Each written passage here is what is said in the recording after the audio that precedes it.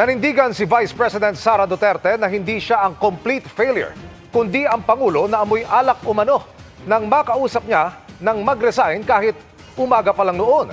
Sagot naman ng palasyo, mahirap maniwala sa madalas na source ng fake news. Nakatutok si Ivan Mayrina. Hindi ako ang failure. Siguro ang failure is yung 10:30 pa lang ng umaga, amoy alak ka na. Ganito sinagot ni Vice President Sara Duterte ang pagsabi ng palasyo na naging complete failure umano siya bilang kalihim ng Department of Education. Ang tinutukoy niyang amoy alak umano si Pangulong Bongbong Marcos. At ang insidente kung kailan daw niya yan naamoy na magsumiti siya ng resignation bilang DepEd Secretary noong June 19, 2024. Yun yung pag-alis ko, nagbeso-beso siya sa akin. 10:25, 10:30 naman. Amoy alak siya. At kung ako ang pahulain, kung ano yung alak na yon, whiskey. Pero, hindi ko naman siya nakita nag-inom ng whiskey. Nakikita ko siya lagi umiinom ng champagne. Pero amoy alak siya at 10:30 in the morning. Doon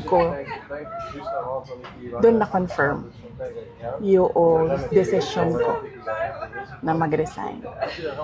Idinitalye pa ng bise kung paano raw siya pinilit kumbinsihin noon ng Pangulo na manatili sa gabinete at inalok pa ng ibang pwesto para rito. Hiningi pa nga raw ang tulong niya para sa eleksyon 2025. Kaya ang tingin ng bise sa naging tono ng Pangulo. Hindi iyon actions ng taong tumitingin as failure ako. Action yon ng taong tumitingin na kailangan niya yung trabaho ko.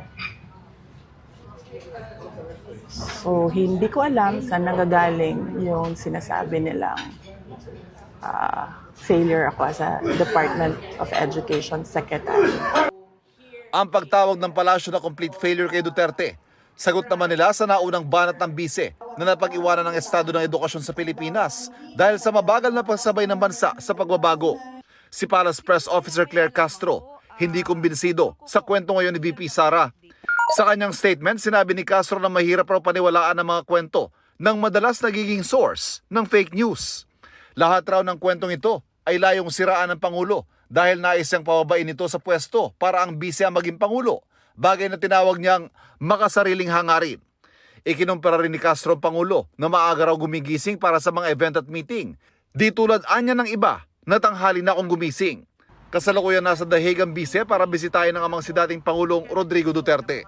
Para sa GMA Integrated News, Ivan Mayrina, nakatutok, 24 oras.